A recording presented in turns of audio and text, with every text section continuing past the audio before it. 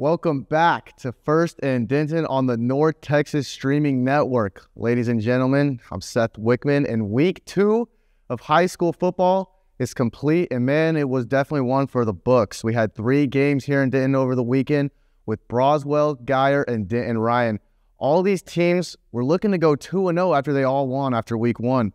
Well, we'll start with the Broswell Bengals, who took on the Eaton Eagles. Broswell is going into week 2 off a win against the Boswell Pioneers in a close one that was 46-42, while the Eaton Eagles were looking to bounce back after losing to the Ryan Raiders 42-32. I've got my friend Jay Lathon in studio here to break it down. Jay, take it away, man. Yes, Seth.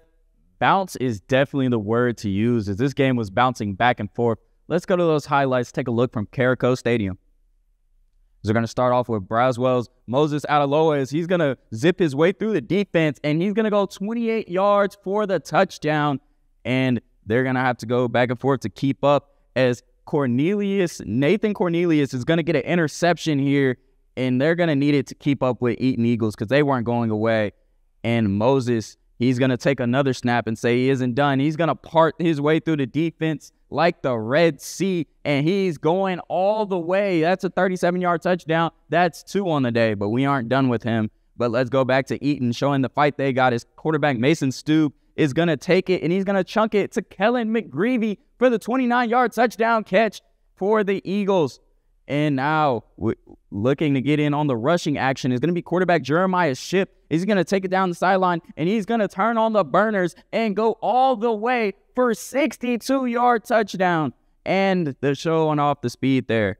But Braswell wasn't done with Moses as he's going to add another one, putting up a hat trick with this 51-yard touchdown run. And he is ferocious, man. And if you thought he wasn't done, you're right. One more time, he's going to tell the defender, get off me, you're too little. And he's going to run all the way in the end zone. This is a 63-yarder. That's 4 on the day. Man, oh man. And the defense is going to have to get a big stop here. That's going to be Adrian Donnerson with the interception, keeping this Broswell team in the game. And Shipp is going to take that interception there, and he's going to punch it in, muzzling his way into the end zone. This is going to be Shipp's 2nd touchdown of the night. And now we go on to the Eaton Eagles, who are going to take the ball and give it to Micah Rivers. Is he going to take a 6-yard touchdown? And that's going to be the go-ahead touchdown as the Eaton Eagles go on to win 49-42. Seth, they ran a marathon in this game. Can you give us some of these stats? Yeah, Jay. I mean, that was the battle of 2 elite run games. I mean, Adaloa had an absolute monster night with 4 touchdowns and 253 yards. I mean, both teams ended up combining for 613 rush yards. Broswell QB did end up exiting the game after taking a hard hit late in the 4th quarter and was absent for the team's finals plays, maybe took a toll and played a part in the heartbreaking loss for Broswell, looking to bounce back next week against Royce City. Now, moving on to the Geyer Wildcats, who took on the Arlington Martin Warriors. Geyer looking to continue their momentum after defeating the Aledo Bearcats last week 35-30, while Martin is coming off a loss to the Lake Travis Cavaliers, who beat them 51-12. Jay, show us what's up, man. Well, Seth, Martin's out-of-district play might be one of the toughest in the state, as last week they had to play Lake Travis and Austin, and this week they're taking on the 10th-ranked team in the state with Geyer. Let's see how they fared against the Wildcats. First off, we're going to start with Alex Mathazen, and he's going to throw this 86-yard catch that Tristan Miles is going to take all the way to the house on a little dig route there, a little slant, and that's going to put Arlington Martin up 13-0 as they got out to a hot start against Geyer. But Geyer's going to have to find a way to get back in this game, and the defense says they're up to the task to do it right here as they're going to force a fumble, and it's going to be recovered in their own territory.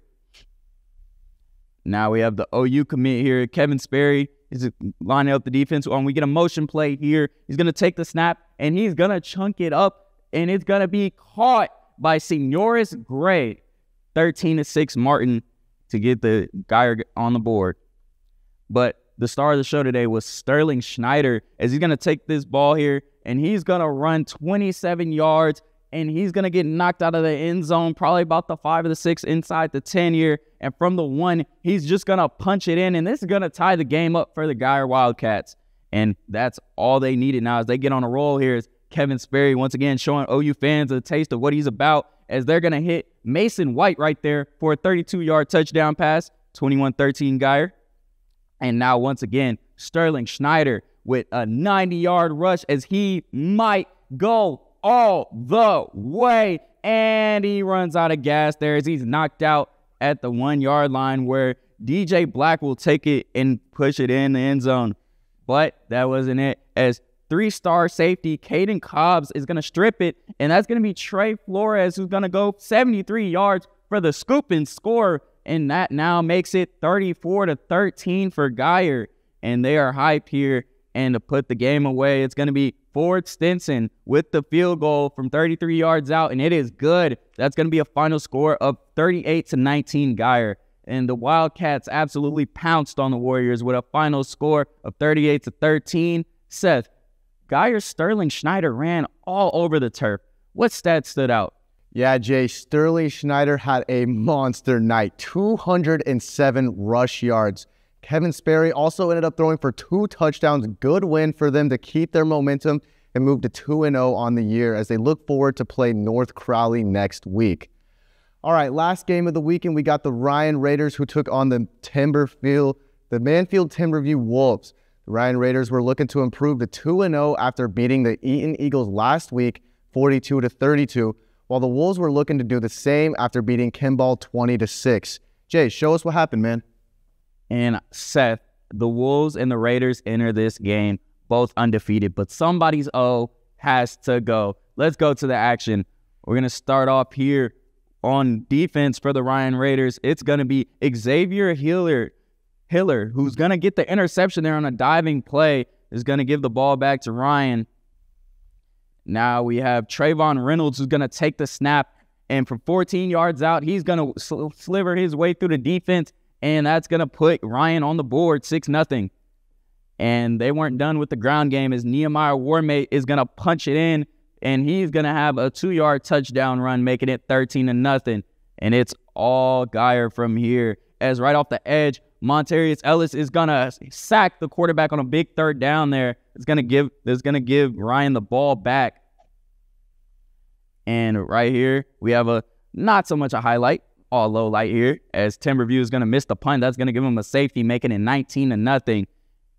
And to make matters worse and establish that dominance, Trayvon Reynolds was not done as a 7-yard touchdown run here. It's going to be his 2nd of the night. It's going to make it 25-0. Ryan's defense here is also isn't finished, as they're going to show another level of dominance as they're going to get an intentional grounding call here as the quarterback fears for his life, throws it to nobody. That's going to be a safety, 28-0. Man, Seth, that Raider defense had the pack looking like a bunch of puppies. What did the box score have to say about this dominance? Yeah, Jay, I mean, it was a shutout. The Ryan defense really showed why they're the top defense in the district after shutting them out like that. I mean, that was almost embarrassing. Well, that's also going to do it for us. Thank you for watching. We'll see you guys next week on First and Denton.